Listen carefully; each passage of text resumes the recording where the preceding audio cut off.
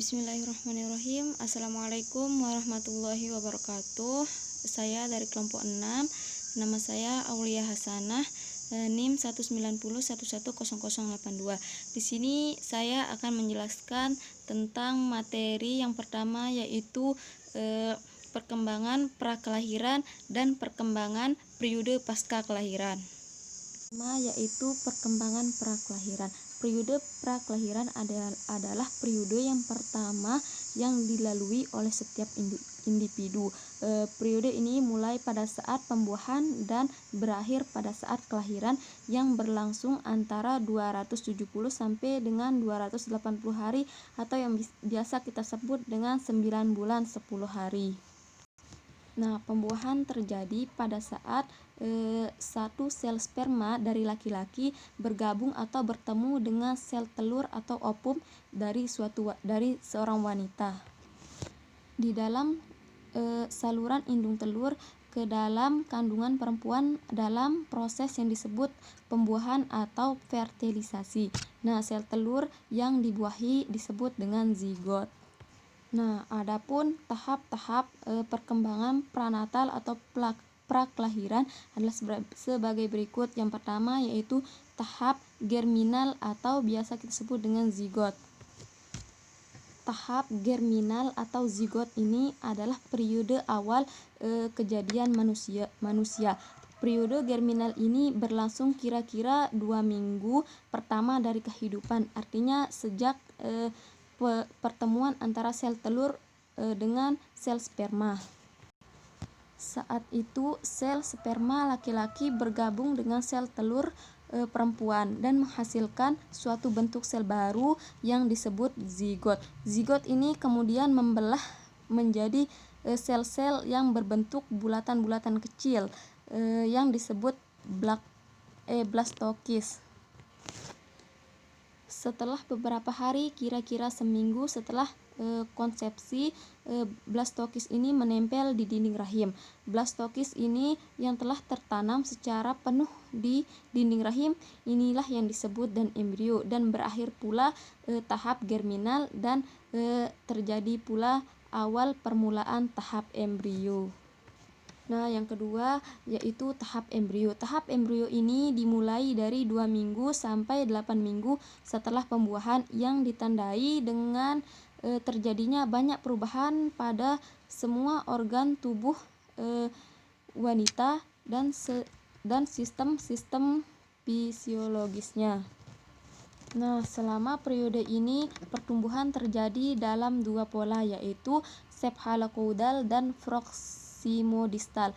Cephalocaudal artinya proses pertumbuhan yang dimulai dari bagian kepala, kemudian terus ke bagian bawah sampai dengan ke bagian ekor. Bagian-bagian organ tubuh yang paling penting seperti kepala, pembuluh darah, dan jantung lebih dahulu berkembang daripada lengan, karena otak kita adalah tempat semua organ-organ itu diatur.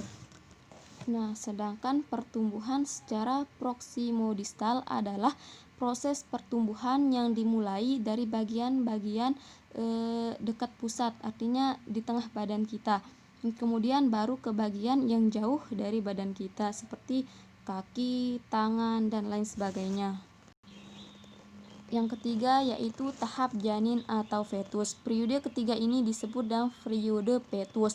Periode ini dimulai dari usia 9 minggu sampai lahir. Dalam periode ini ciri-ciri fisik orang dewasa secara lebih proporsional mulai terlihat. Artinya sudah semua organ-organ tubuhnya itu sudah mulai terbentuk, dari kepala, mata, hidung, dan lain sebagainya.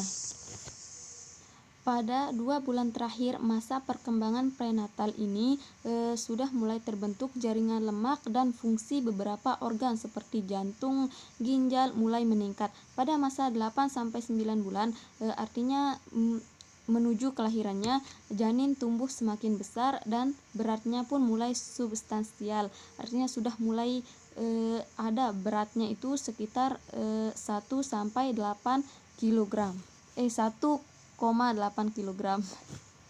Nah, selain tahap perkembangan prenatal, ada juga karakteristik masa prakelahiran atau prenatal. Adapun karakteristik masa prakelahiran adalah yang pertama, sifat bawaan yang berfungsi sebagai dasar bagi perkembangan selanjutnya diturunkan sekali untuk selamanya. Nah, artinya di sini itu sifat bawaan atau gen yang berasal dari kedua orang tua atau keluarganya yang terbentuk sekali seumur hidupnya untuk selamanya.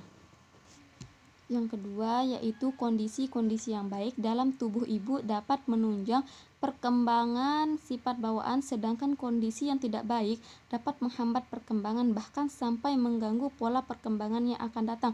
Nah, maksudnya di sini ketika ibunya sedang hamil terus suka berantem dengan suaminya tentang kondisi-kondisi yang tidak baik lah akan berpengaruh kepada sang janin atau bayi yang ada di dalam kandungannya dan bahkan bisa memperhambat perkembangan anak tersebut. Yang ketiga yaitu jenis kelamin individu yang baru diciptakan sudah dipastikan pada saat pembuahan dan kondisi-kondisi dalam tubuh ibu tidak akan mempengaruhinya. Artinya sejak anak itu diciptakan atau ditiupkan ruh atau sejak pembuahan lah sudah dipastikan kelaminnya baik itu perempuan atau laki-laki. Kondisi ibunya tidak akan mempengaruhi jenis kelaminnya tersebut. Yang keempat yaitu perkembangan dan pertumbuhan yang oral lebih banyak terjadi selama periode prenatal atau sebelum lahirnya dibandingkan dari periode-periode lain dalam seluruh kehidupan individu. Yang kelima yaitu periode prenatal merupakan masa yang mengandung banyak bahaya baik fisiknya maupun psikologisnya. Selain karakteristiknya, adapun faktor-faktor yang mempengaruhi perkembangan prakelahiran. Yang pertama yaitu adalah faktor genetik atau gen. Faktor gen ini lebih menekankan pada aspek biologis yang dibawa melalui aliran darah atau kromosom dari orang tuanya.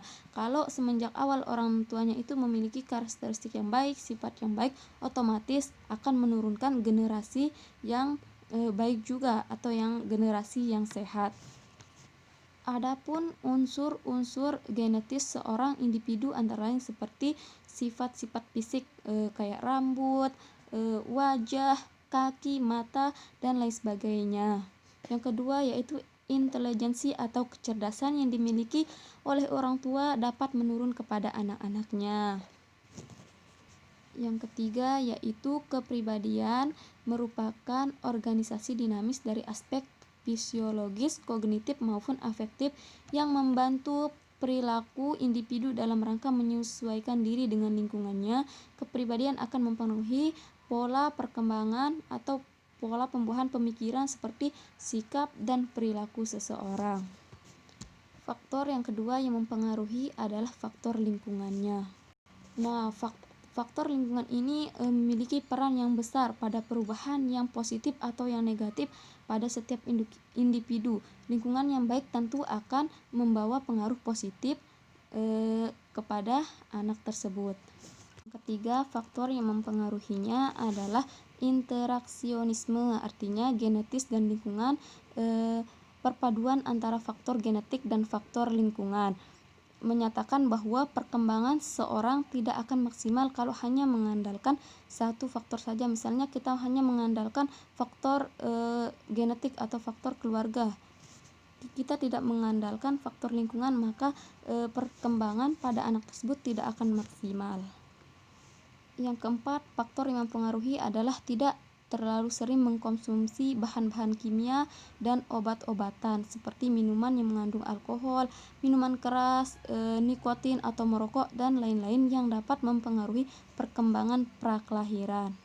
Materi yang kedua atau materi selanjutnya adalah perkembangan periode pasca kelahiran atau perkembangan setelah lahir. Masa kelahiran dapat dikatakan sebagai suatu awal tapi juga dikatakan sebagai berakhirnya suatu proses panjang, suatu klimaks dari seluruh kejadian yang dimulai sejak fertilisasi atau masa pembuahan sampai 9 bulan kemudian, yaitu selama janin tumbuh dalam rahim ibu. Artinya proses kehamilannya itu berakhir ketika proses kelahirannya. Proses kelahiran ini ditandai dengan adanya kontraksi rahim yang teratur yang berlangsung antara 15 sampai dengan 25 detik setiap kontraksinya. Artinya setiap orang yang ingin melahirkan akan perutnya itu akan kontraksi atau mengalami sakit. Adapun tahap-tahap kelahiran. Tahap pertama yaitu tahap yang terlama antara 12 sampai dengan 24 jam, khususnya bagi kelahiran pertama. Artinya orang yang pertama kali akan melahirkan. Tahap ini dimulai dengan kontraksi rahim yang mula-mula frekuensinya jarang dan lemah, tetapi makin mendekati saat kelahiran frekuensinya semakin bertambah cepat dan semakin kuat, artinya yaitu semakin sakit ketika kita akan sedang melahirkan. Selanjutnya tahap kedua. Tahap ini sering disebut sebagai kelahiran, yaitu saat keluarnya bayi dari saluran peranakan. Tahap kedua kelahiran ini mulai ketika kepala bayi mulai bergerak melalui leher, rahim, dan saluran peranakan. Tahap ini berakhir ketika bayi benar-benar keluar dari tubuh sang ibu. Tahap ini berlangsung kira-kira antara setengah jam. Pada setiap kontraksi, ibu mengalami kesakitan untuk mendorong bayi keluar dari tubuhnya. Tahap selanjutnya yaitu tahap ketiga. Setelah kelahiran ialah tahap ketiga. Pada waktu inilah ari-ari, tali pusar dan selaput lain dilepaskan dan dibuang. Tahap akhir ini adalah tahap yang paling pendek dari 3 tahapan kelahiran yang berlangsung hanya beberapa menit saja. Yang kedua yaitu perkembangan masa bayi. Dalam perkembangan masa bayi ini meliputi perkembangan sensori. Dalam perkembangan sensori meliputi pendengaran, sentuhan, dan rasa sakit. Artinya bayi yang baru lahir ternyata memberi respon terhadap sentuhan yang kita berikan. Misalnya kita menyentuh pipinya, maka dia akan geleng-geleng kepala. Selain sentuhan dan gerakan juga meliputi penciuman. Bayi yang berusia 2-7 hari sudah dapat mencium dan mengenal bau payudara ibunya dan bau ASI. Namun mereka dapat mengidentifikasi atau mengenalinya setelah berumur beberapa minggu. Selanjutnya yaitu pengecapan dan perabaan.